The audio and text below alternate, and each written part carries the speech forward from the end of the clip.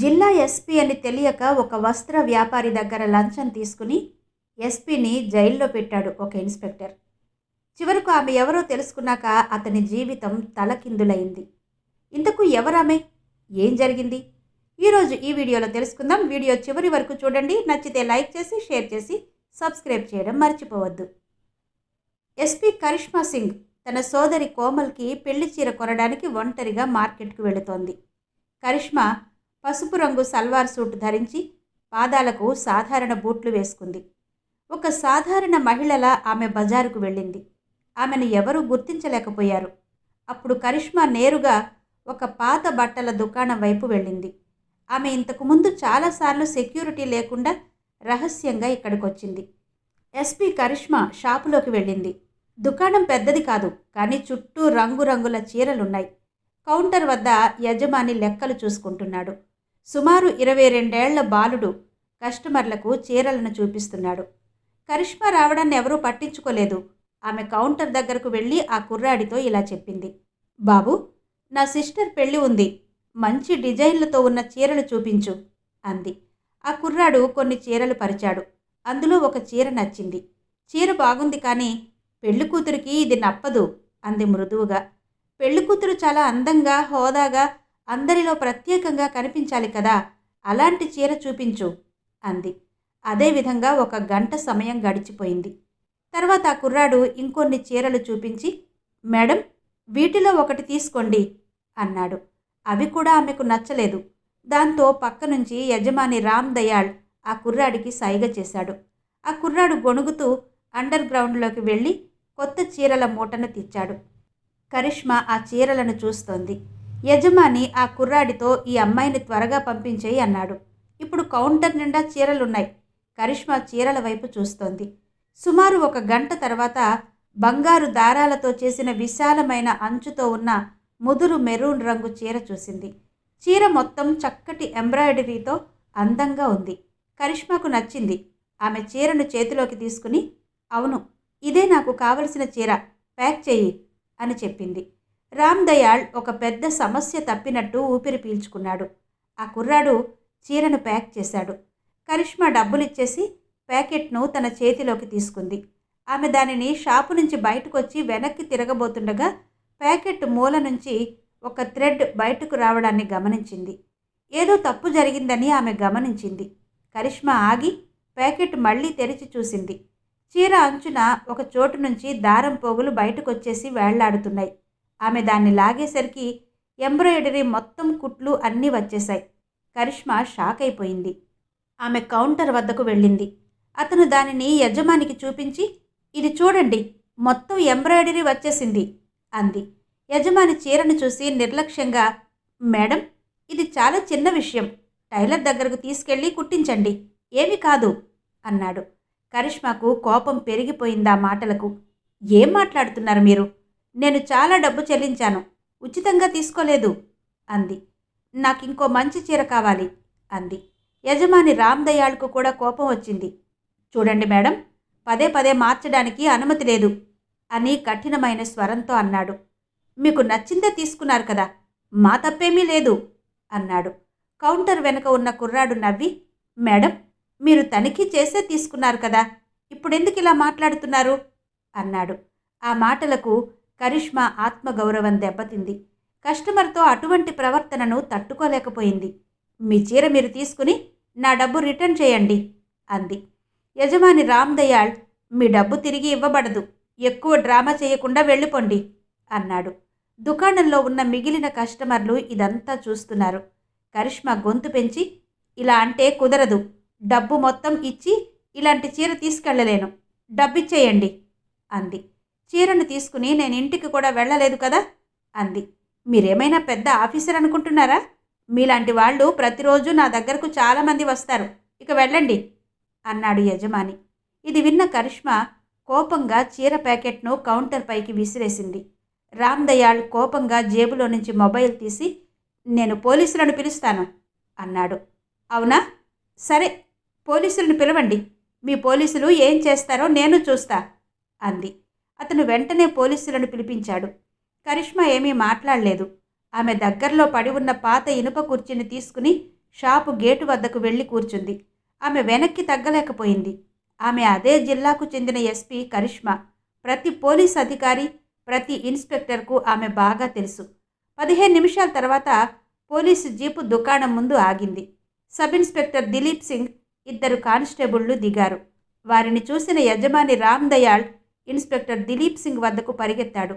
కరిష్మా వైపు చూపిస్తూ, అయ్యా, ఈ మహిళ ఎటువంటి కారణం లేకుండా గొడవ పడుతోంది అన్నాడు.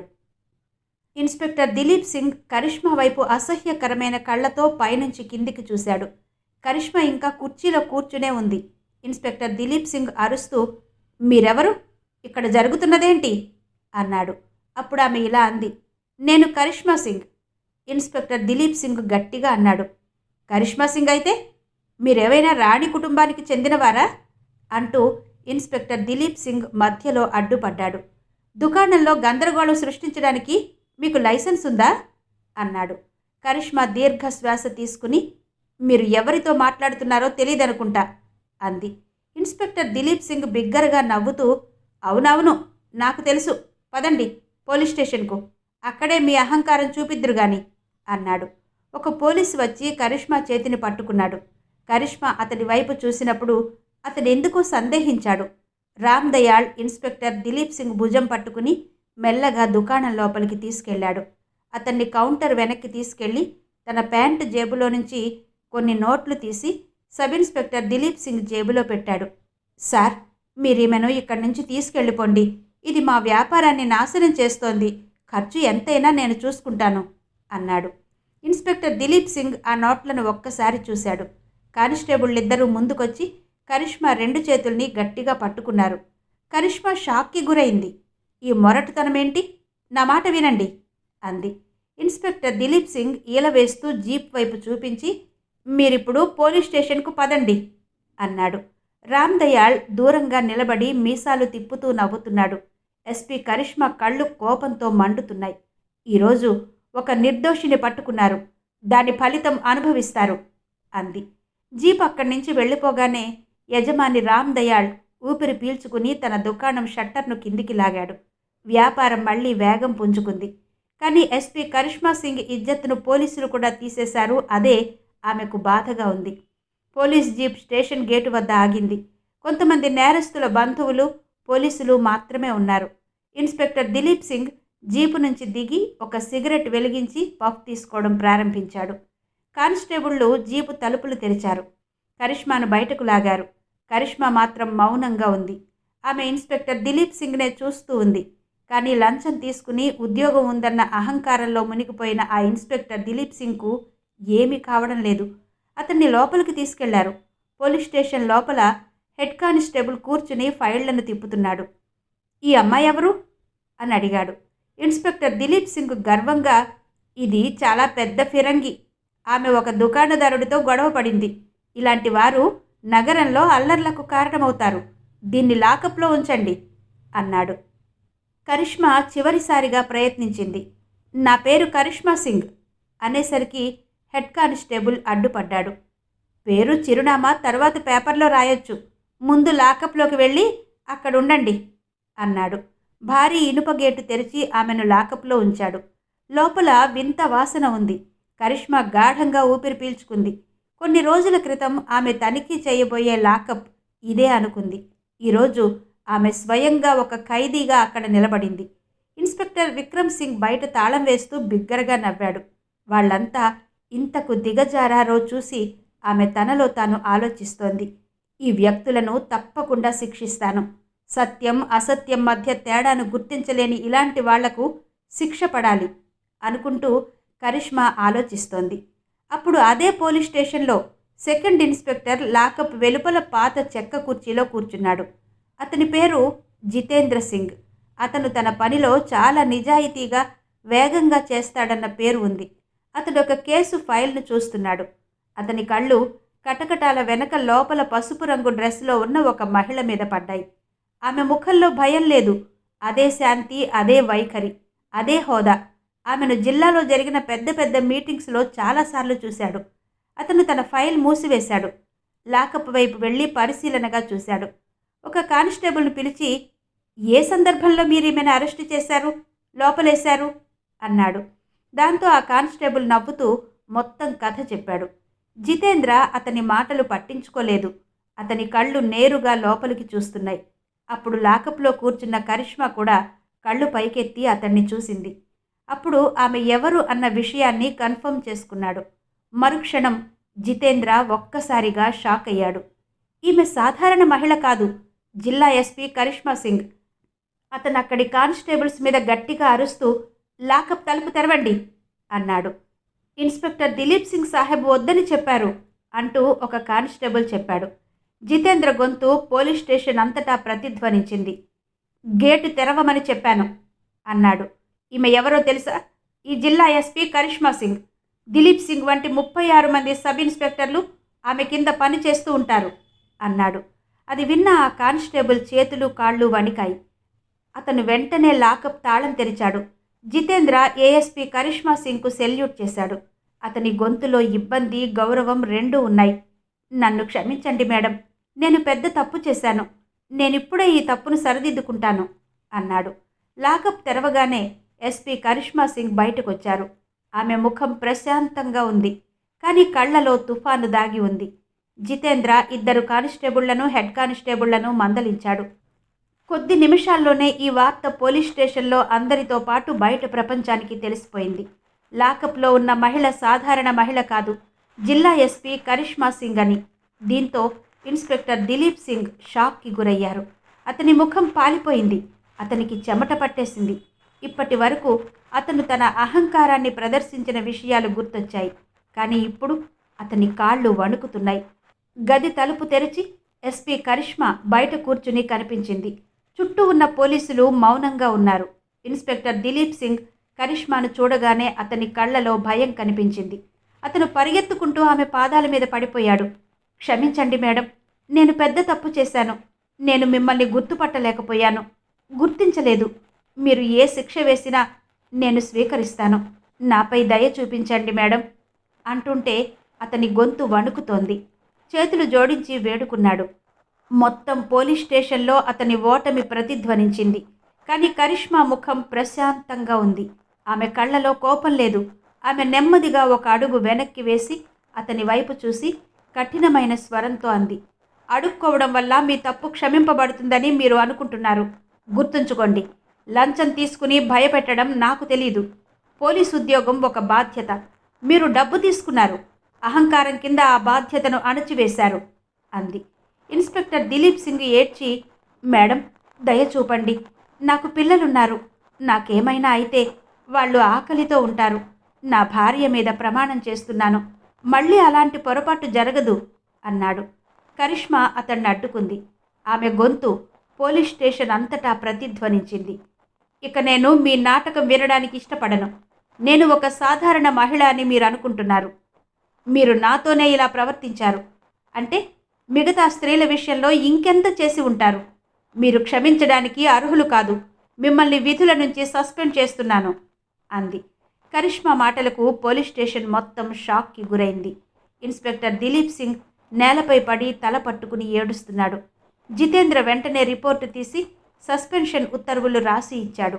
మరుసటి రోజే వస్త్ర వ్యాపారి రామ్ దయాళ్కు కూడా నోటీసులు పంపారు. కస్టమర్ను మోసం చేయడం, తప్పుడు కేసు దాఖలు చేయడం కారణంగా అతని దుకాణం యొక్క లైసెన్స్ రద్దు చేశారు.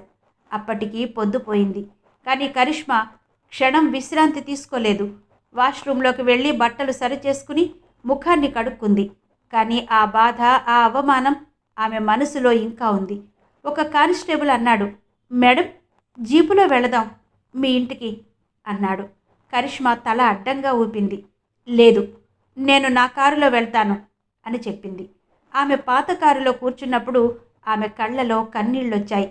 కొన్ని గంటల తర్వాత ఆమె కారు పెళ్ళింటి గేటు వద్ద ఆగింది. పెళ్ళింట్లో క్లారినెట్ ప్రతిధ్వని వినిపించింది. నవ్వులు, జోకులు, నృత్యం, పాటలు, చుట్టూ అతిథుల హడావిడి వినిపించాయి. కోమల్ తన స్నేహితులతో సంతోషంగా ఎంజాయ్ చేస్తోంది. ఆమె ముఖంలో పెళ్లి కళ ఉట్టిపడుతోంది. ఆ వెలుగు మధ్య ఆమె కళ్ళు తన అక్క కరిష్మా కోసం పదే పదే వెతుకుతున్నాయి. ఆమె కోమల్తో కలిసి ప్రతి విషయంలో పక్కనే నిలబడింది. ఇక ఆమె కోమల్కు మెరూన్ రంగు చీర ఇవ్వగానే కోమల్ కళ్ళు ఆనందంతో నిండిపోయాయి. ఇది చాలా అక్క, అందంగా ఉందక్క. ఈ చీర మీరు నా చాలా కోసం బాగుంది. ఎప్పుడూ ది బెస్ట్నే సెలెక్ట్ చేస్తారు అంది. కరిష్మా చిరునవ్వు నవ్వి నీకోసం ఏదైనా చేస్తాను అంది. కానీ నిన్న రాత్రి జరిగిన ప్రతిదీ ఆమె మనస్సులో ఒక పీడ కలలా పదే పదే తిరుగుతూ ఉంది. లాకప్లోని తడివాసన, ఇన్స్పెక్టర్ దిలీప్ సింగ్ యొక్క నవ్వు, రామ్ దయాళ్ యొక్క అహంకారపూరిత ముఖం అన్నీ. ఆమె నవ్వుతోంది, కానీ ఆమె మనస్సు అశాంతిగా ఉంది. మరచిపోదాం అనుకుంటున్నా మరచిపోలేకపోతోంది. ఇన్స్పెక్టర్ దిలీప్ సింగ్కు క్షమాభిక్ష ఇవ్వాలా లేదా అని ఆమె ఆలోచిస్తోంది. అన్నిటికంటే అతను తన భార్య పిల్లల మీద ఇకపై ఇలాంటి పని చెయ్యనని ప్రమాణం చేశాడు. అతని కళ్ళలో భయం కంటే తన ఇంటి పట్ల ఎక్కువ ఆందోళన కనిపించింది. కరిష్మా హృదయంలో పదే పదే ప్రశ్న తలెత్తుతోంది. నేను చేసింది సరైనదా లేదా తప్పు చేశానా అనుకుంటోంది. యూనిఫామ్ని అవమానిస్తే సహించలేను అని ఆమెకు తెలుసు. అప్పుడు కోమల్ మెల్లిగా ఆమె చేతిని కదిలించింది. చిరునవ్వు నవ్వింది. అక్క, మీరు ఎక్కడికి వెళ్ళిపోయారు అంటూ అడిగింది. కరిష్మా వెంటనే ఈ లోకంలోకి వచ్చి ఈరోజు నా చెల్లెలు కుందనపు బొమ్మలా మెరిసిపోతోంది అంటూ ముద్దు పెట్టుకుంది. ఆమె తన సోదరి జీవితంలో అతిపెద్ద రోజును ఎటువంటి విషయాన్ని పట్టించుకోవాలని అనుకోలేదు. అప్పుడు కోమల్ కరిష్మాని అడిగింది. నిన్న ఎందుకు ఆలస్యంగా వచ్చావు? మీ ఫోన్ పనిచేయడం లేదని అమ్మ చెబుతోంది. అంతా బాగానే ఉంది కదా? కోమల్ కళ్ళలో ఆందోళన స్పష్టంగా కనిపించింది. కరిష్మా లోతైన శ్వాస తీసుకుంది. ఆమె తన చెల్లెలికి అబద్ధం చెప్పడానికి ఇష్టపడలేదు, కానీ నిజం చెప్పడానికి ఇది సరైన సమయం కాదు. అందుకే ఆమె మృదువుగా నవ్వి అవును, అంతా బాగానే ఉంది అని చెప్పింది. కేవలం ముఖ్యమైన అధికారిక పనిలో ఉండిపోయాను అని చెప్పింది. కానీ చూడు, నేను నా ప్రామిస్ నిలబెట్టుకున్నాను. నీ చీర తెచ్చాను అంది. ఇక ఆమె టెర్రస్ మీదకు వెళ్ళి జితేంద్రకు ఫోన్ చేసి ఇన్స్పెక్టర్ దిలీప్ సింగ్, దుకాణదారుడు రామ్ దయాళ్ గురించి పూర్తి సమాచారం కావాలని అడిగింది. ఉదయం నాటికి రిపోర్ట్ ఇస్తానని జితేంద్ర హామీ ఇచ్చారు. మరుసటి రోజు ఆ రిపోర్ట్ వచ్చింది. రామ్ దయాళ్ మోసం కేసుల్లో సబ్ ఇన్స్పెక్టర్ దిలీప్ సింగ్ చాలా హెల్ప్ చేశాడని, అలాగే అతను లోకల్ లీడర్ లాలూ యాదవ్కు ప్రత్యేక వ్యక్తి అని జితేంద్ర చెప్పాడు. అక్రమ మద్యం, భూములను కబ్జా చేసుకోవడం కోసం ప్రతీదీ చేస్తాడు అని చెప్పాడు. కరిష్మా అన్ని లింకులను జోడించి రామ్ దయాళ్ కూడా ఈ నెట్వర్క్లో భాగమని తేల్చింది.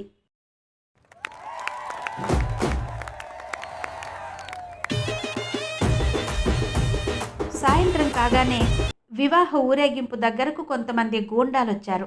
ఆ గూండాల నాయకుడు సూర్య గట్టిగా అరిచి పెళ్లిని ఆపమన్నాడు. మండపమంతా నిశ్శబ్దం ఆవరించింది. కోమల్ కదం పెహల్వాన్ నుంచి 50 లక్షలు అప్పు తీసుకుందని అందరి ముందు ఆరోపించాడు. ఇప్పుడు ఆమె పెళ్లి చేసుకుని డబ్బు తిరిగి ఇవ్వకుండా పారిపోవాలనుకుంటుంది అన్నాడు సూర్య. వరుడి కుటుంబం షాక్కి గురైంది. అతిథులు గుసగుసలాడడం ప్రారంభించారు.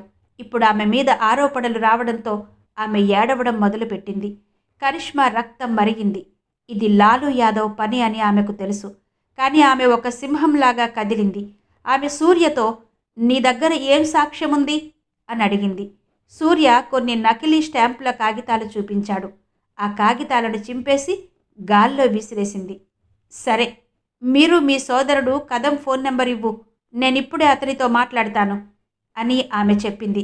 ఇది విన్న గూండాలు భయాందోళనకు గురయ్యారు. అతను పని మీద సిటీకి వెళ్ళాడు అని చెప్పారు. ఈ చెత్త కారణాలు చెప్పకండి అంది. ఇప్పుడు మీకు 2 మార్గాలున్నాయి. నిశ్శబ్దంగా ఇక్కడి నుంచి వెళ్ళిపోవడం, లేదా తప్పుడు ఆరోపణలు చేశారంటూ కేసు పెట్టడం. రెండిట్లో ఏది కావాలో డిసైడ్ చేసుకోండి అంది. ఆమె ఎస్పీ అన్న పేరు విని గూండాలు షాక్కి గురయ్యారు. కాసేపట్లో అంతా అక్కడి నుంచి వెళ్ళిపోయారు. వాతావరణం ప్రశాంతంగా ఉంది, కానీ వేడుక మాత్రం ఆగిపోయింది. కరిష్మా చేతులు జోడించి వరుడి తండ్రికి క్షమాపణలు చెప్పింది. తన సోదరి నిర్దోషి అని హామీ ఇచ్చింది. ఈ కుట్ర మూలాన్ని తాను తెలుసుకుంటానని చెప్పింది. ఆ రోజు కరిష్మా తన సోదరి గౌరవాన్ని నాశనం చేయాలనుకున్న లాలూ యాదవ్ అంతు చూడాలని నిర్ణయించుకుంది. మరుసటి రోజే వారు మొదట రామ్ దయాళ్ను అరెస్టు చేశారు. కానీ కరిష్మా లాలూ యాదవ్ కుడి భుజంగా ఉంటూ అన్ని దందాలు చేస్తున్నాడని, అక్రమ భూదందాలు చేస్తూ ప్రజలను ఇబ్బందులు పెడుతున్నారని కేసు ఫైల్ చేసింది. 25 మంది గూండాలను అరెస్ట్ చేశారు. అప్పుడు రామ్ దయాళ్ విరుచుకుపడ్డాడు. లాలూ యాదవ్ రహస్యాలను వెల్లడించే బ్లాక్ డైరీ ఉందని, అందులో ప్రతి లంచం, ప్రతి వ్యాపారం యొక్క పూర్తి ఖాతా వివరాలుంటాయని చెప్పాడు. ఆ డైరీని అతని ఫామ్ హౌస్లో ఉందని చెప్పాడు. కరిష్మా అర్ధరాత్రి ఆపరేషన్ మొదలుపెట్టింది. కరిష్మా నిశ్శబ్దంగా నేరుగా లాలూ యాదవ్ గదికి వెళ్ళింది. ఆ సమయంలో లాలూ యాదవ్ నిద్రపోతున్నాడు. అతను నిద్రలో నుంచి ఉలిక్కి పడ్డాడు. ఎస్పీ కరిష్మా లోపలికి రావడానికి మీకు ఎంత ధైర్యం అన్నాడు. కరిష్మా అతని ముఖంపై సెర్చ్ వారెంట్ విసిరి, పని చేయడానికి చట్టం అనుమతి అవసరం లేదు. ఫామ్ హౌస్లో సోదాల సమయంలో కోట్లాది రూపాయల విలువైన నగదు, ఆ నల్ల డైరీని స్వాధీనం చేసుకున్నారు. కరిష్మా డైరీని తీసుకుని, ఆట ముగిసింది సార్ అంది. అదే రోజు రాత్రి లాలూ యాదవ్ను అరెస్టు చేశారు. మరుసటి రోజు డైరీలు మరియు సాక్ష్యాలు మీడియా వద్దకొచ్చేశాయి. కోర్టులో రామ్ దయాళ్ ఇచ్చిన వాంగ్మూలం, డైరీలోని అంశాలను పరిగణనలోకి తీసుకుంది కోర్టు. ఈ మొత్తం ముఠాను కటకటాల వెనక్కు నెట్టాయి. దాంతో అందరూ ఊపిరి పీల్చుకున్నారు. ఇక ఆ రోజు సాయంత్రం కోమల్ టెర్రస్ మీద ఉన్న కరిష్మాతో, అక్క, నేను నిన్ను చూసి గర్వపడుతున్నాను. ఆ గూండాలు మీకు ఏదైనా హాని చేస్తారేమో అంది. కరిష్మా చిరునవ్వు నవ్వింది. ఆమె కోమల్ చేతిని పట్టుకుని, నేను ఒంటరిగా లేను. నా దగ్గర చట్టం, సత్యం ఉన్నాయి. నీ ఆశీర్వాదాలున్నాయి అని చెప్పింది. ఈ యూనిఫామ్ కేవలం ఒక వస్త్రం కాదు, ఇది ఒక ప్రమాణం. నేను నా ప్రమాణాన్ని నిలబెట్టుకున్నాను అంది. మరి ఈ కథ మీకెలా అనిపించిందో క్రింద కమెంట్ సెక్షన్లో చెప్పండి.